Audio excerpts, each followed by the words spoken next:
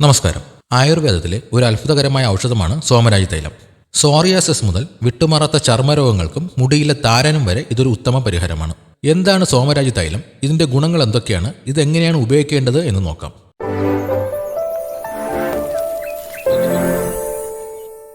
സോമരാജി പ്രധാന ചേരുവയായി വരുന്ന ഒരു ഔഷധ എണ്ണയാണിത്. പ്രധാനമായും ത്വക്ക് രോഗങ്ങൾക്കും രക്തശുദ്ധീകരണത്തിനുമാണ് ഇത് ഉപയോഗിക്കുന്നത്.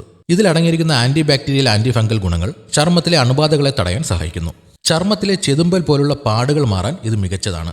മുടിയിലെ വിട്ടുമാറാത്ത താരനും ചൊറിച്ചിലിനും തലയിൽ തേച്ച് കുളിക്കുന്നത് ഫലം നൽകും. ചർമ്മത്തിന്റെ നിറം വീണ്ടെടുക്കാൻ ചില പ്രത്യേക സാഹചര്യങ്ങളിൽ വൈദ്യനിർദ്ദേശപ്രകാരം ഇത് ഉപയോഗിക്കാറുണ്ട്. ചർമ്മത്തിലെ കടുപ്പമേറിയ തഴമ്പുകൾ കുറയ്ക്കാൻ ഇത് സഹായിക്കും. വട്ടച്ചൊറി, ഫംഗൽ ഇൻഫെക്ഷൻ എന്നിവയ്ക്ക് ഇത് അത്യുത്തമമാണ്. ഇതെങ്ങനെയാണ് ഉപയോഗിക്കേണ്ടത് എന്ന് നോക്കാം.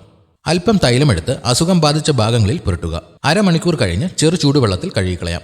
സോപ്പ് ഒഴിവാക്കുന്നതാണ് നല്ലത്. പകരം പയറുപൊടിയോ വാകപ്പൊടിയോ ഉപയോഗിക്കാം. തലയിൽ താരനുള്ളവർക്ക് കുളിക്കുന്നതിന് 15-20 മിനിറ്റ് മുൻപ് തലയൊട്ടിയിൽ പുരട്ടി മസാജ് ചെയ്ത ശേഷം കുളിക്കാം.